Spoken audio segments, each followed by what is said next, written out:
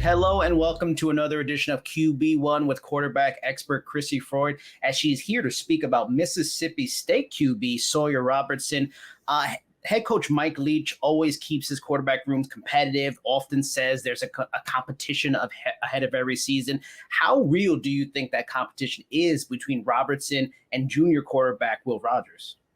Well, I think that Mike Leach likes to keep a lot of quarterbacks on the roster just so that no one ever gets too comfortable. And I think that's a personal thing just for him. I think that he's always been that way. But when it comes down to, is there an actual chance that Sawyer Robertson could overtake Will Rogers this season? The answer is absolutely not. So I think that that's just kind of Mike's way of operating. And so I think that that's something that he'll say. But I think that considering that Will Rogers is considered to possibly be one of the best quarterbacks in the nation and certainly one of the best in the SEC this year, I don't think there's a true competition going on at all.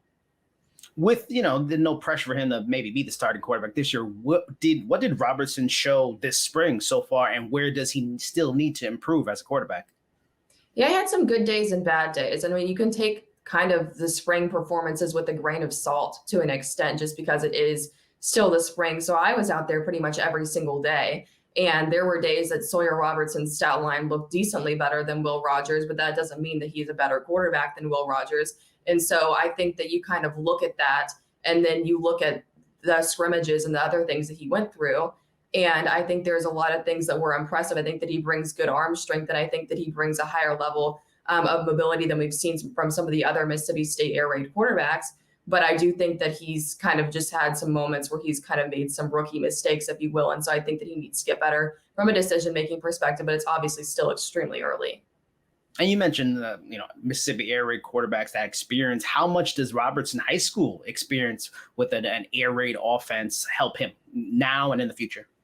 Yeah, well, I think it helps him to make a better transition. So this is a quarterback that's had a lot of experience under his belt in this exact system. And I think that whenever you go from a system in high school that is identical to the one you're transitioning to in college, and that you were able to build a relationship with some air raid coaches, and this is a very cliquey offense where a lot of the people know each other, that it's obviously going to work to your advantage. With no real expectation that he's going to be the starter this year, does he become the starter after Will Rogers leaves next year, or is that not even a guarantee?